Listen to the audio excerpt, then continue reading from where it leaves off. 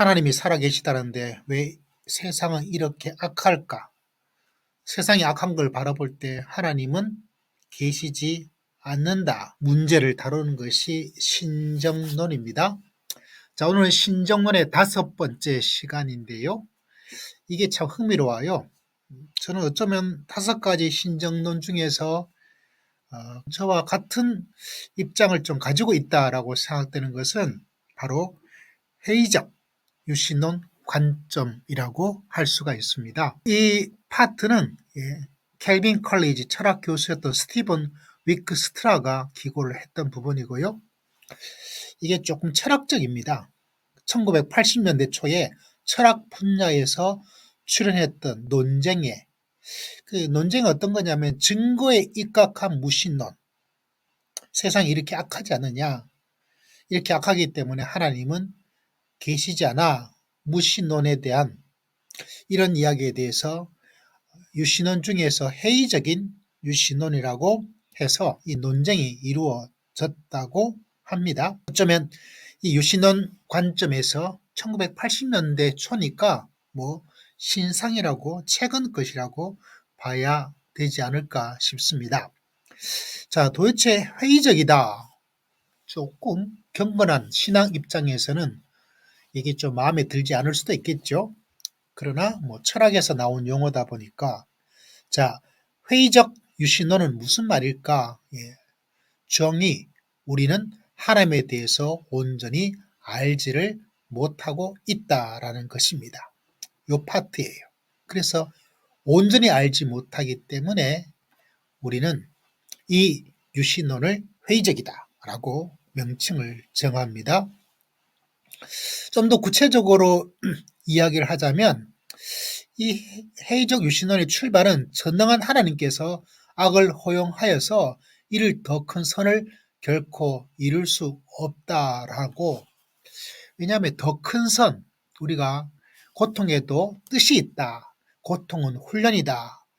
이렇게 말할 부분이 있는데 문제는 모든 악과 고통과 시련에 그것에 적절한 어떤 이런 유익, 이런 선이 있었다라고 여러분 낱낱이 다 입증해 나갈 수가 있던가요? 알 수가 없어요.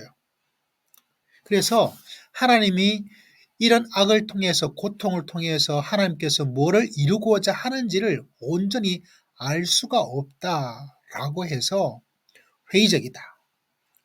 또다시 말하자면 하나님에 대한 이해가 부족하기 때문에 다른 말로 하자면 왜 하나님께서 이런 악을 허용하고 있는지, 왜 허락하는지, 왜 묵인하고 있는지 우리가 다 알 수 있는가? 여러분 다 알 수 있어요? 저는 알 수가 없더라고요. 그래서 하나님이 의도를 다 알 수 없기 때문에 이 유신론을 회의적 유신론이라고 이야기를 합니다. 우리 인간의 생각으로 어떻게 하나님의 생각을 다 알 수가 있을까요? 저는 신비다라고 이야기를 하는데 철학에서는 그런 단어가 적절하지 않기 때문에 회의적. 그래서 회의적이라는 의미는 일반적으로 안다고 생각하는 경향이 우리가 알지 못한다, 혹 많은 확신을 가져서는 안 된다 이런 의미에서 회의적이다. 우리가 모든 걸 다 알 수 없잖아요. 그런 의미에서 회의적. 이걸 큰 많은 확신을 가져서는 안 된다라는 의미에서 회의적 유신론이다라고 이야기를 하고 있습니다. 이 회의적 유신론의 근원은 월터 스코프로라는 분의 유명한 책인데 나는 사랑하는 사람을 잃었습니다. 진짜 사랑하는 아들을 잃고 나서 그가 신앙적으로 진솔한 고백에 담겨져 있는 책이거든요. 또 욥기도 동일하죠. 우리가 고통 가운데 있을 때 욥이 막 나는 이런 고통을 당할 그런 이유를 찾지 못하겠다라고 친구들과 하고 논쟁을 하지 않습니까? 특히 이 월터 스토프의 책에 보면 그의 아들이 죽게 되었을 때 하나님이 왜 막지 않았을까? 우리가 이런 고민을 하지 않나요? 그런 때가 있지 않습니까? 하나님이 살아계시다면 이런 일이 일어나지 않도록 왜 막아주지 않았습니까? 라는 신앙적 고백을 이 월터 스토프도 그렇게 하면서 왜 하나님은 지켜보기만 했단 말인가요? 하나님의 전능하신가? 왜 하나님이 막지 않고 지켜보기만 하고 있는지. 그래서 나는 이 사실을 조화시킬 수가 없다. 하나님이 왜 허락하시는지, 왜 지켜보기만 하시는지, 왜 막지 않았는지, 하나님의 전지전능하고 이런 사실을 이루는 것과 조화를 우리 머리로, 내 머리로는 시킬 수가 없다. 모르겠다라고 이야기를 해서 회의적입니다. 그렇지 않습니까, 여러분? 회의적임을 말하기 위해서 1989년에 로의 논증, 악으로부터 어떤 유익도 볼 수 없다라는 논증에 이게 이제 철학적인 논쟁이 되고 있는 것을 바라보게 됩니다. 사실 회의적인 것도 거의 위의 이야기가 비슷한데요. 경험적으로 악한 일로 어떤 남들이 전혀 인정하지 않을 수 없는 압도적인 유익을 우리가 다 볼 수가 없어요. 그렇지만 유익이 존재하지 않는다라는 결론을 도출하기가 불가능하다라고 이야기합니다. 볼 수 없는 거하고 없는 거하고는 다르다는 차원이죠. 내가 압도적 유익을 내 머리는 볼 수 없지만 그렇다고 해서 하나님이 생각하기에 그 유익이 존재하지 않고 유익이 하나도 없다라고 할 수는 없다는 거죠. 내가 다 알지를 못하는 거죠. 있지만 내가 볼 수 없는 거죠. 그렇기 때문에 회의적이다라고 이야기를 하고 있습니다. 저는 이 의견에 굉장히 보통 때도 이런 유신론을 좀 많이 가지고 있었고 우리 작은 머리로 하나님의 지성을 어떻게 다 파악할 수 있겠어요? 우리가 볼 수 없고 알 수 없는 그런 면에서 회의, 저희 용어로는 신비라고 이야기를 해.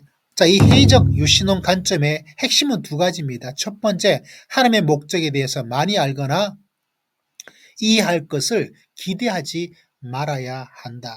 나 다 알아. 이걸 다 이해할 수 있어. 하나님의 목적을 내가 다 이해하기는 어려워요. 두 번째, 하나님의 존재를 부정하는 강력한 증거로 보일 수 있는 많은 것들이 전혀 강력하지 않다. 이 회의적이 하나님을 다 알 수 없는 것도 또 우리가 신비의 영역 속에서 우리가 하나님이 머리만큼 머리가 좋은 게 아니잖아요. 그런 면에서 신비의 모습도 있지만 동일하게 저렇게 악한 일이 일어나는데 하나님이 살아계시다면 선하시다면 전지전능하다면 저런 일을 그냥 둘 수 없어. 악한 일에 모든 고통에 모든 뜻과 목적이 있다고 없어. 말해봐. 이 고통 어떻게 된 거야? 말을 하면서 하나님을 부정하는 그런 강력한 증거를 가지고 막 이야기할 때 이 회의적 유신론은 굉장히 유익합니다. 왜냐하면 우리가 다 알 수 없다는 거죠. 그럼 너희들이 말하는 거 어느 정도 인정은 하지만은 다 알 수 있는 게 아니지 않느냐. 장담을 해 나갈 수 있는 것은 아니지 않느냐.